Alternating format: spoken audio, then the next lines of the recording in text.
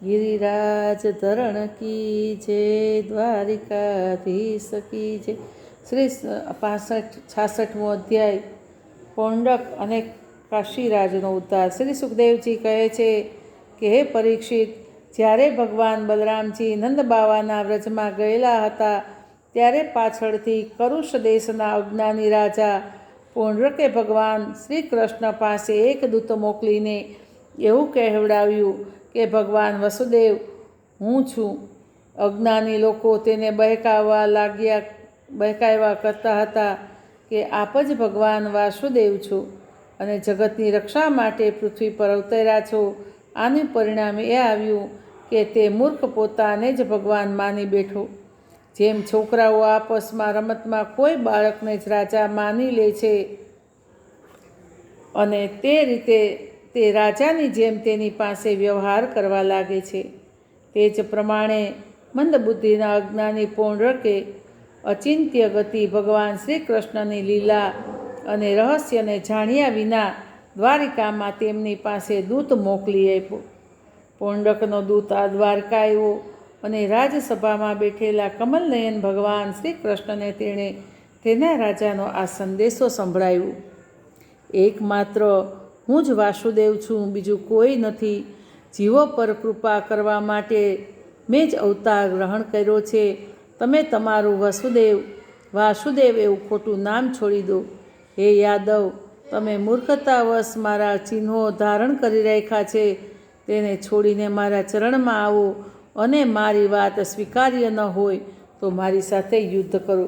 શ્રી સુખદેવજી કહે છે કે હે પરીક્ષિત, દુર્બુદ્ધિ પૌંડકનો આ બકવાટ સાંભળીને ઉગ્રસેન વગેરે સભાસદો જોર જોરથી હસવા લાગ્યા.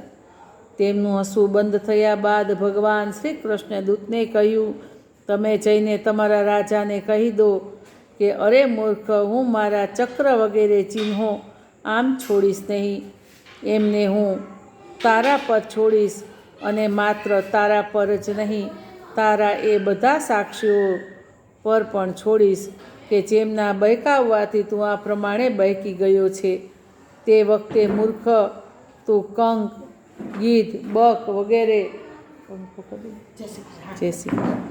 વગેરે માંસભક્ષી પક્ષીઓથી ઘેરાયેલો મોઢું ઢાંકીને પૃથ્વી પર સૂઈ જઈશ. ત્યારે તું મારો શરણદાતા તો નહીં થાય, પણ કૂતરાઓને શરણે જઈશ, એટલે અગ્નિ સંસ્કાર પણ પામીશ નહીં. પરીક્ષિત, ભગવાનનો આ અપમાનજનક સંદેશો લઈને પૌંડુકનો દૂત પોતાના સ્વામી પાસે ગયો અને તે સંદેશો તેને કહી સંભળાવ્યો.